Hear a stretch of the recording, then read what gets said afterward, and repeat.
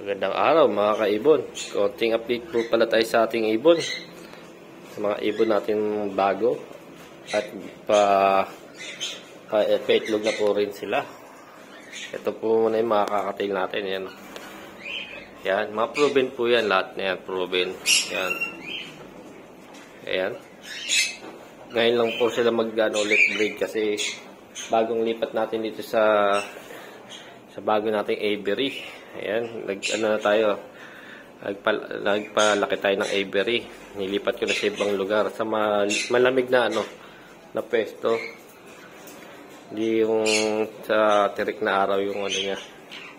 Kaya kahit anong init, baliwala na sa kanila.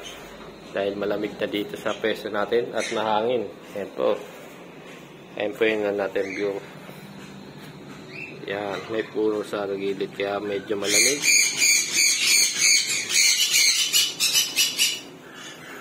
So, yan po yung mga kapil natin. Ay, naririnig nyo po yung bagong natin. Bagong ibon. Yan po yun. Papakita natin mamaya. Ay, mga natin. Ang bali emerald lang natin. Isa. Ayun, isa. Tapos yun, dalawa. Tapos yan, yung follow na natin. Dito sila nabibila ng nestbox kasi ginamit sa nestbox ng mga natin. Sa nestbox ng mga ibon natin bago. Ayan. Ayan po pala yung mga natin, bagong ibon natin. Mga GCC. Yan. Ayan o. Bali, itortoy na sila, mga bagong GCC natin. Paano na yan? Pares-pares na. Waiting nga tayo magpa-itlog. Itong isang isang nestbox. Proven na natin yan. Tatlong clutch na sa atin. Yan. Pero normal lang yan. Wala silang karga na pine. Split pine gano'n. Ito yung hen dito. Nabili ko ng proven daw. Pero mag-ilang buwan na sa atin. Waiting pa rin tayo sa ilalabas kung mangingiklog ba. Tapos yan, ayun yung natin, singongi. Ayun o, singongi na maamo, galing handfeed. Nangiklog na ng yan. Nangiklog na mag-isa yan, pero ayun, binigyan na natin ng pares. Sana sila dalawa, magbuga. Tapos yan, ito proven na rin yung pineapple. Ito, na normal. Tapos dito yellow side, tapos split split pine. Ito yellow side din, split pine yung cup. Ayun ang sabi nila natin. Tatlong cup yung binili natin sa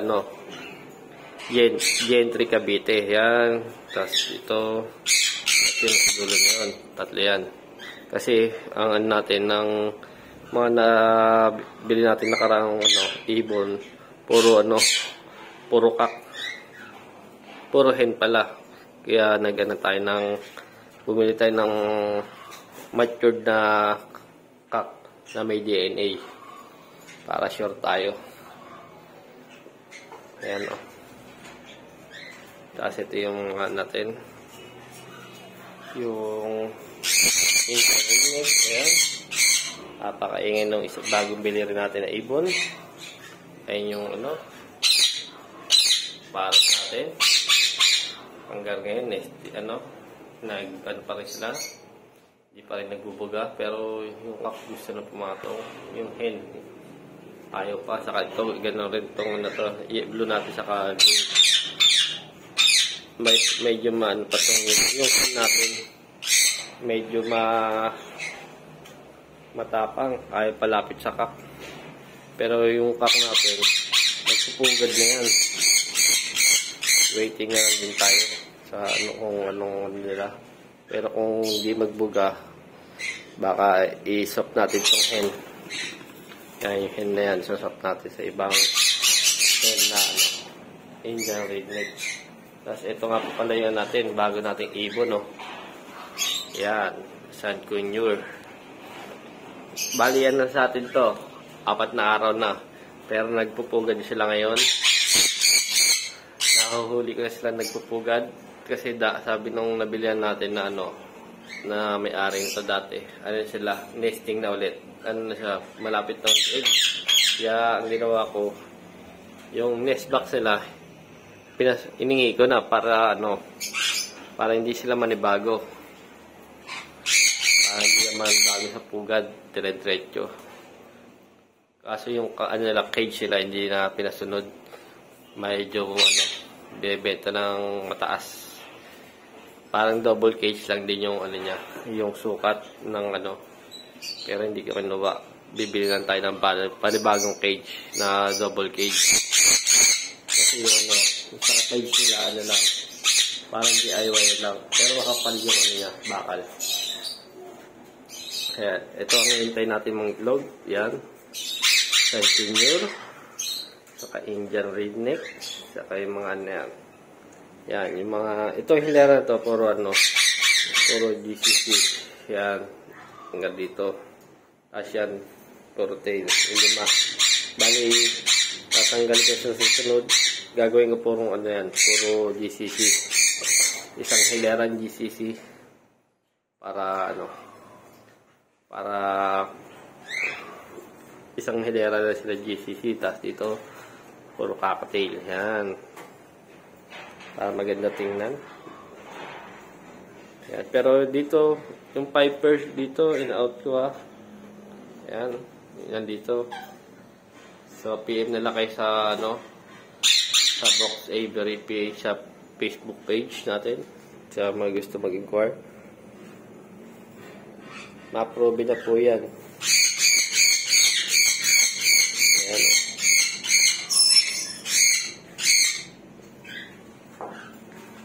Ayun, magana po itong natin. Bali, may lobo na yung pwetan niya. Pwede ito, na nga yan. To lay egg. Ang balak sa niya, paling itlog, i-incubator ko yung itlog nila para mabilis mabilis magdagdag sila mga itlog ulit kahapon sa season ngayong taon. Ang sabi nung nung binilihan ko, isang taon nakaka 4 clutch yan. 4 clutch sa isang taon. Pero ang sabi, namin, parang 2 clutch lang sa isang taon. May kasi season lang sila. Parang ito, season, pero ang gagawin natin, yung incubator natin nag-plug na sila. Ayan.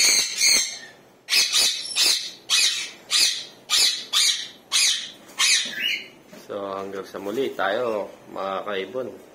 Paalam, hanggang dito na lang po tayo. Huwag kalimutan mag-like, share, subscribe sa ating channel. Para updated kayo sa mga natin bagong upload video. Bye-bye!